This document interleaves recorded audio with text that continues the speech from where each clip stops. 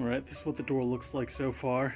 And unfortunately, when I drilled through here, wasn't paying attention, drilled through the outside. This looks like a job for Mr. Butyl Tape.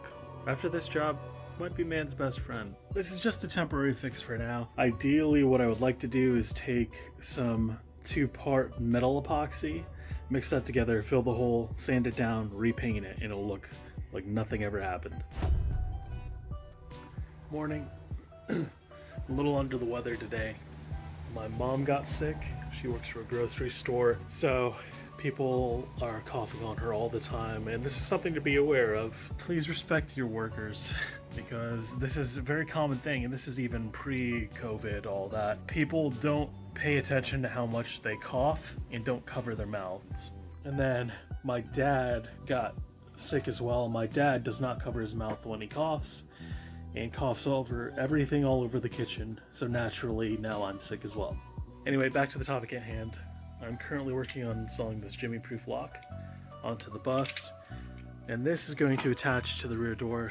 When you're drilling holes in metal in front of finished wood, it's important to have something to back, otherwise you get holes like these. Bear in mind, I had wood right behind it, this piece of wood right here, and still drilled through. This doesn't have a ton of force on it if someone were to try to open the door while it's still locked. So it doesn't need to be uber secure, it just needs to be secure enough.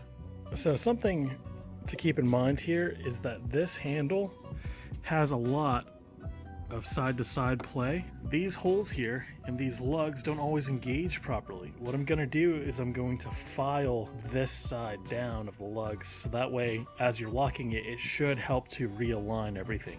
Should. Much better. This hole saw piece is from the Big Blue Box store. This hole saw piece is from the Big Orange Box store. What's really great is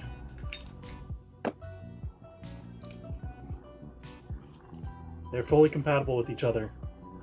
I've come across an unprecedented issue. I started drilling the hole here for the lock, and there's just random piece of metal. It comes out this way and then over this way. I'm assuming it's some kind of reinforcement here for the door. Managed to drill all the way through here. I think the only difficult part was these pieces here that kind of got lost in the center of the hole, so I had to stick some butyl on a screwdriver to pull it out. All right, this is in place here, and I test fitted. This unit does not need to be modified in any way. Typically, you'd have to cut off some of these depending on the thickness of the door. This one fits just fine. The lock turns pretty freely. Here's the problem. That right there. You can do it fast and it works. And what's more, you can do it from the outside.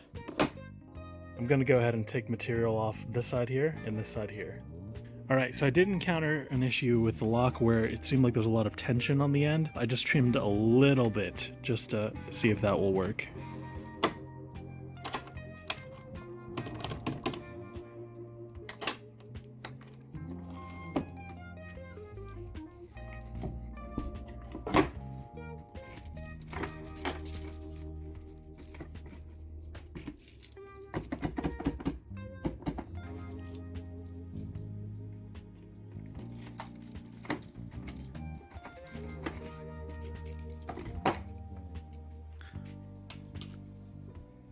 Perfect.